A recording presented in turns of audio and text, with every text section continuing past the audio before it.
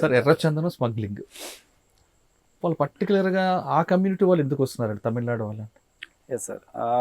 యాక్చువల్గా స్టార్టింగ్లో మన వాళ్ళు ఏదైతే ఫారెస్ట్కి అడ్జసెంట్ విలేజెస్ ఉంటాయో వాళ్ళు మాత్రమే లోపలికి వెళ్ళేసి ఒక 2 దొంగలు 5 దొంగలు ఆ విధంగా తెచ్చేసి ఎవరికైనా లోకల్గా ఒక ఆ ఊరికి ఎవడైనా స్మగ్లింగ్ చేసేవాడైతే వానికి ఇస్తే అతడు తీసుకెళ్ళేసి తమిళనాడు కర్ణాటకలో అమ్ముకొని వచ్చేవాళ్ళు.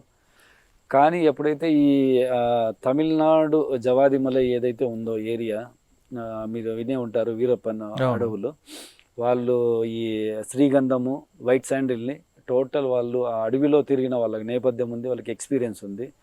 వాళ్ళని ఈ శేషాచలం ఫారెస్ట్ వాళ్ళకి ఇంట్రడ్యూస్ కావడము, ఒకరు తీసుకెళ్ళేసి ఈ విధంగా చూపించడము, వాళ్ళు వచ్చిన తర్వాత నుంచి ఫాస్ట్గా అయిపోయింది సార్. వాళ్ళకు వేరే లైవ్లీహుడ్ లేదు, వాళ్ళకి కూలోళ్ళకు ఇది తప్ప వేరే పని తెలియదు వాళ్ళకు రోజు అక్కడ పని చేస్తే వాళ్ళకు 100 రూపాయలు 150 రూపాయలు రావడం చాలా గగనం అక్కడ వాళ్ళకి. ఎక్కడో వాళ్ళు మీరు వాళ్ళ టెరెన్ చూసారంటే జవాదిమలైలో కొండపైన అక్కడక్కడ ప్యాచెస్గా ఒక ఇండ్లు ఉంటాయి అంతే. వాళ్ళ రోజు ఆయుధం 100-150 మాత్రమే. వాళ్ళు కూడా కొండ దిగేసి వచ్చి దగ్గరలోన సేలం కానీ ధర్మపురి కానీ వేలూరు కానీ అక్కడికి వచ్చి పని చేసుకొని వెళ్ళాలి. అటువంటిది ఇంకా అక్కడ పని అయిపోయింది కాబట్టి వీరప్పను వాళ్ళ దగ్గర శ్రీగంధం అయిపోయింది కాబట్టి ఇంకా ఎర్రచందనం మీద పడ్డారు సార్. సార్ వాళ్ళు అక్కడి నుంచి వస్తారు, ఇక్కడ కటింగ్ దగ్గర నుండి ట్రాన్స్పోర్టింగ్ ఇవన్నీ కూడా ఒక స్టెప్ బై స్టెప్ ఉంటుంది.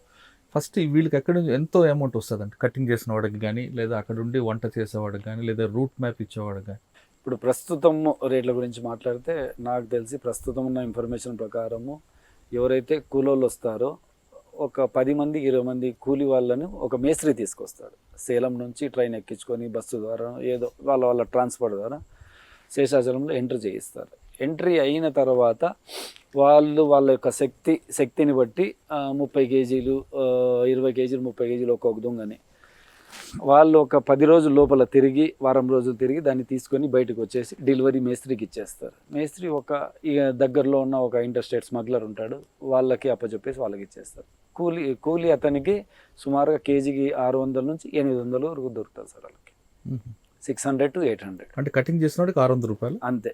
కటింగ్ చేసుకొని లోపలికి వెళ్ళి కటింగ్ చేసుకొని మోసుకొని బయటికి 30 కిలోమీటర్ బయటికి వచ్చిన వ్యక్తికి 600 నుంచి 800 వరకు హార్డ్లీ. అసలు ఎంబో ఎలాగుంటుందండి వాళ్ళది లోపలికి? అంటే మనం వెళ్తున్నప్పుడు ఆపుతాం, ఇన్ని రకాలుగా ఆపుతున్నా, ఇన్ని సీసీ కెమెరాలు పెట్టినా, ఫోర్స్ పెట్టినా వాళ్ళు లోపలికి వెళ్ళగలుగుతున్నారు.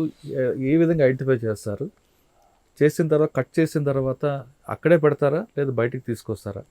ఒకటి సార్, వాళ్ళ గురించి పూర్తిగా మనం చదివినామంటే, నేను ఒకసారి ఒక ఫారెస్ట్కి దగ్గరలో ఈ విధంగానే మూమెంట్ కొద్దిగా నైట్ టైమ్స్ తిరుగుతూ ఒక 10 మంది సైట్ అయితే వాళ్ళల్లో ఒకరిని పట్టుకున్న తర్వాత నేను డైరెక్ట్గా విచారించగా ఏం తెలిసిందంటే, వాళ్ళు ఒక్కసారి లోపలికి వెళ్ళి తిరుక్కొని వచ్చారు అంటే వాళ్ళు మన జీపీఎస్లు కూడా అక్కర్లేదు సార్. వాళ్ళ ఫారెస్ట్ నాలెడ్జ్, వాళ్ళ మైండ్ సెట్ పర్ఫెక్ట్ ఉంటుంది. ఎక్కడి నుంచి వెళ్ళాలి, ఎక్కడికి వెళ్ళాలి.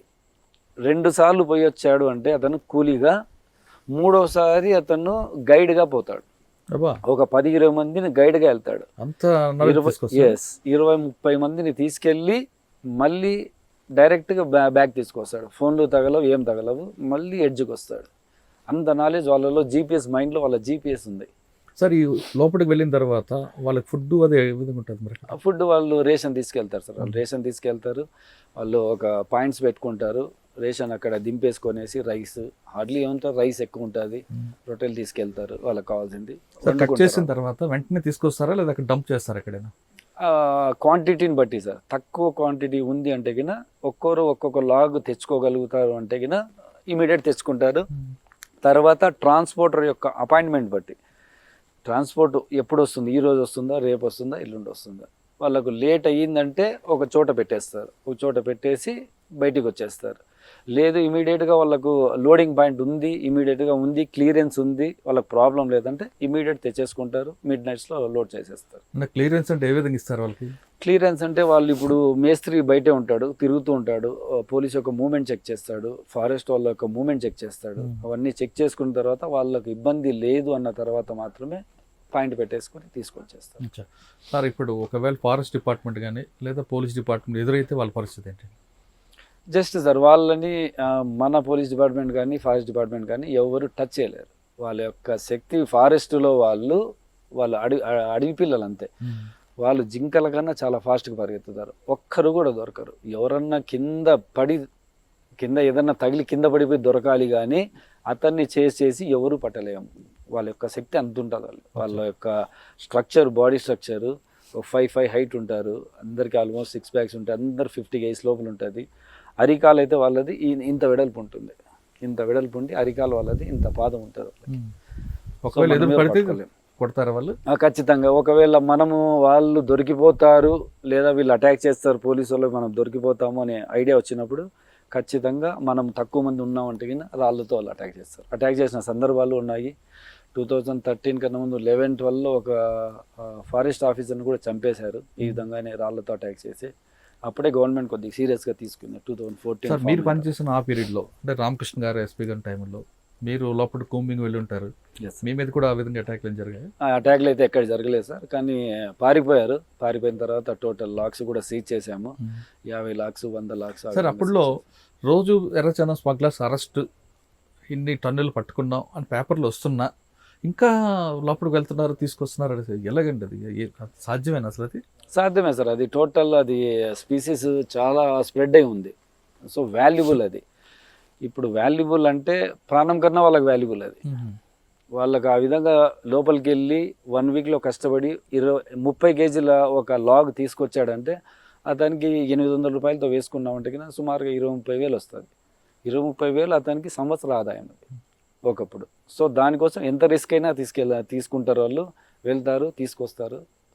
సార్ అదే వాళ్ళని మార్పు కోసం చాలామంది మీ ఆఫీసర్లు అందరూ కూడా వాళ్ళ గ్రామాలకు వెళ్ళి వాళ్ళని మోటివేషన్ చేస్తారు. దానిలో మార్పు వచ్చిందంటారు? స్టార్టింగ్లో అప్పుడు వచ్చింది సార్. జయలలిత గారు గవర్నమెంట్ ఉన్నప్పుడు అప్పుడు మన గవర్నమెంట్ తరఫున మాట్లాడము, పెద్ద ఆఫీసర్లు వెళ్ళడము, మాట్లాడి ఆ గవర్నమెంట్ నుంచి వాళ్ళకి అక్కడ ఏదైనా లైవ్లీహుడ్ కల్పించడము. ఎందుకంటే వాళ్ళు డ్యూ టు పావర్టీనే వస్తున్నారు, అర్థమైంది. వాళ్ళకి ఏమి జరక్క వస్తున్నారు, లైఫ్ రిస్క్ తీసుకుంటున్నారు. ఇక్కడికి వచ్చిన తర్వాత పోలీస్ రైడ్ ఉంటుంది, చనిపోతాం లేదా లోపల అడవిలో ఏమన్నా జరగచ్చు అని తెలిసి కూడా వస్తున్నారంటే వాళ్ళు డబ్బు కోసం వస్తున్నారు. సో వాళ్ళకు అక్కడ లైవ్లీహుడ్ లేదని చెప్పేసి గవర్నమెంట్తో చెప్పి తర్వాత వాళ్ళకి కొన్ని ప్రాంతాలు వాళ్ళకి సెలెక్ట్ చేసి వాళ్ళకి యొక్క గవర్నమెంట్ యొక్క స్కీమ్స్ వాళ్ళకి అందేటట్లు కొద్దిగా ట్రై చేశాం సార్. అప్పుడు కొద్దిగా తగ్గింది. ఇప్పుడు ఎర్రచందనాన్ని పూర్తిగా మనమే ఓపెన్గా అమ్మితే ఏ ఇష్యూ ఉంటుంది కదండి? కరెక్టే సార్. అది అందరూ డిస్కస్ చేశారు అప్పుడు. కానీ సెంట్రల్ గవర్నమెంట్ అది ఎండేంజరస్ స్పీసీస్, తర్వాత ఈ జీవ వైవిధ్యం గురించి, దాని గురించి బయోడైవర్సిటీ గురించి అవన్నీ కొన్ని ఇవి ఉన్నాయి అసోసియేషన్.